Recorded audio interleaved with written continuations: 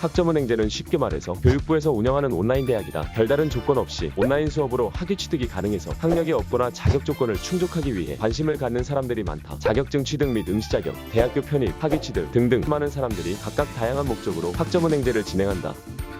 처음엔 온라인이라는 메리트로 관심을 집중시키면서 꾸준히 증가하는 모습을 보였다. 현재는 예전의 최대 이용자 수를 따라잡고 있는데 조만간 돌파할 가능성이 크다. 젊은 세대가 유입된 것이 가장 큰 원인으로, 원래는 나이가 많거나 학업 진행이 어려운 분들을 위해 만들어졌지만 현재는 20, 30대가 폭발적으로 늘어나고 있다. 수능 난이도 상승, 전문직 활성화 등등 여러 가지 이유 때문에 학점은행제를 통해서 편입하거나 취업하려는 학생이 많아진 것이다. 실제로 학점은행제를 편입하신 분들은 수능보다 수월하게 인서울 대학을 가는 사례도 많다.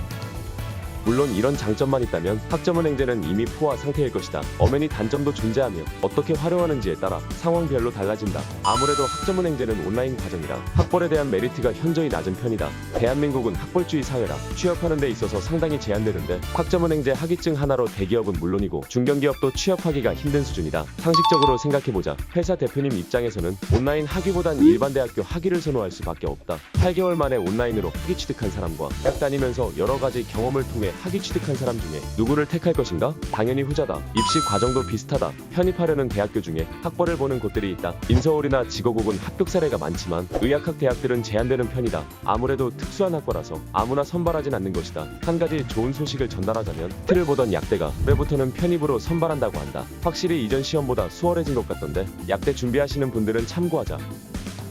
학점은행제는 두 가지로 나뉜다. 오프라인 교육원과 온라인 교육원인데 각각 비용이 다르다. 오프라인 교육원은 온라인보다 5배 정도 비싸다. 한 학기 동안 매주 강의실 대관, 강사 비용이 추가로 들어가서 비쌀 수밖에 없는 것이다. 반면에 온라인은 강의를 미리 찍어두고 몇 년씩 사용하기 때문에 비용이 저렴하다. 그럼에도 불구하고 오프라인을 진행하는 분들은 온라인으로 불가능한 전공을 선택했기 때문이다. 예를 들면 화학 전공을 희망하는 학생이 있었다. 이 학생은 온라인으로 학위 취득을 희망했지만 화학 전공 과목은 온라인 수업이 없어서 아쉽게도 학위 취득이 불가능했다. 이런 이유 때문에 비용을 좀 더 내더라도 빠르게 졸업하고 싶어서 오프라인을 선택하는 분들도 있다. 온라인 교육원은 플래너의 요구 차이에 따라서 비용이 달라진다. 플래너는 목표하는 과정에 맞게 플랜과 과제, 시험 등에 최소한의 시간을 쓸 수 있도록 도와주는 역할이다. 문제가 생길 수 있는 학습자 등록, 학점 인정 신청, 학위 신청까지 책임지기 때문에 관리에 대한 목적으로 플래너가 있는 교육원의 수강료는 과목당 3만원 이상 비싸다. 전공에 따라서도 비용 차이가 있다. 인기가 많은 전공은 대부분 교육원에 개설되어 있다. 그만큼 경쟁이 치열해서 학생 경쟁이 판을 친다. 학생들 입장에서도 똑같은 과목을 굳이 비싼 곳에서 진행할 이유가 없기 때문에 비용을 올리지 못하고 저렴하게 판매하는 것이다. 반면에 인기가 없는 전공은 일부 교육원에만 개설되어 있다. 독점하는 교육원들이 생기고 비용 할인폭도 거의 없다. 희소성 있는 상품일수록 부르는 게 값인 것처럼.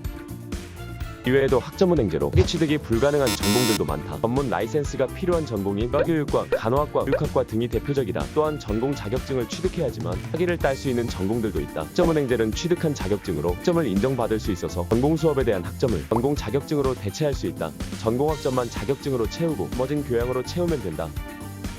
학점은행제가 쉽다는 광고가 판을 치지만 막상 혼자 하게 된다면 생각보다 난이도가 있는 편이다. 시험, 과제, 학습계획서, 심지어 자격증 및 독학사를 취득해야지만 비용 및 기간을 줄일 수 있다. 절대 수업만 듣는다고 해서 학위를 딸 수 있는 게 아니다. 뿐만 아니라 학점은행제 주의사항 및 행정 절차 등 생각보다 신경 써야 하는 부분이 많다. 10가지도 넘어서 학점은행제를 확실히 숙지하지 않는다면 원하는 시기에 학위 취득은 어려울 것이다.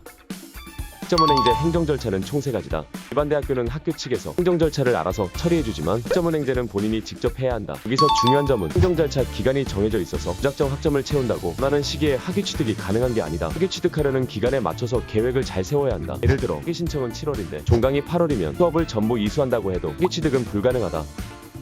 대표적으로 학점인정, 학위 취득, 기타 주의사항이 있다. 여기에 들어가는 내용을 완벽히 숙지하지 않아서 비용과 시간을 낭비하는 경우가 많다. 실제로 저렴한 비용 때문에 혼자서 진행하시는 분들이 있는데 대부분 문제가 생겨서 원하는 목적을 이루지 못하는 게 현실이다. 최소한 주의사항 및 행정 절차 정도는 숙지하고 본인의 목표에 맞춰서 플랜을 짜봐야 한다. 그래야지만 목표하는 기간 안에 원하는 목적을 달성할 것이다.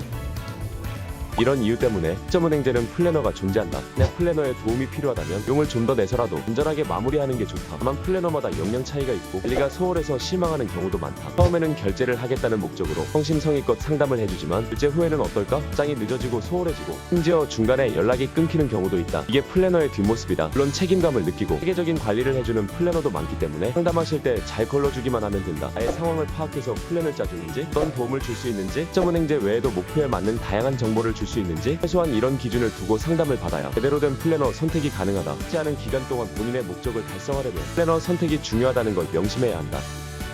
네이버에 좀만 검색해도 학점은행제 광고가 판을 친다. 막상 들어가면 알맹이는 없고 공장식으로 찍어내는 내용들 뿐이다. 블로그는 좀만 보다 보면 어떤 말인지 이해하실 텐데 이런 글들은 빨리 걸러내서 시간을 절약해야 한다. 유튜브는 댓글을 보면 좋다. 이 영상에서 신정보를 주는지, 활발히 활동하는 채널인지 등등 나한테 얼마나 도움되는 정보를 줄지 빠르게 파악이 된다. 마지막으로 이 영상을 보시는 분들도 최소한 본인이 찾아보기 바란다. 플래너도 사람이라 실수하기 때문에 본인도 어느 정도 학점은행제에 대해 숙지하고 있어야 한다. 앞에서 이야기했던 내용들을 모두 이해하셨다면 최소한 광고에 속아서 시간과 돈을 낭비하지 않을 것이다.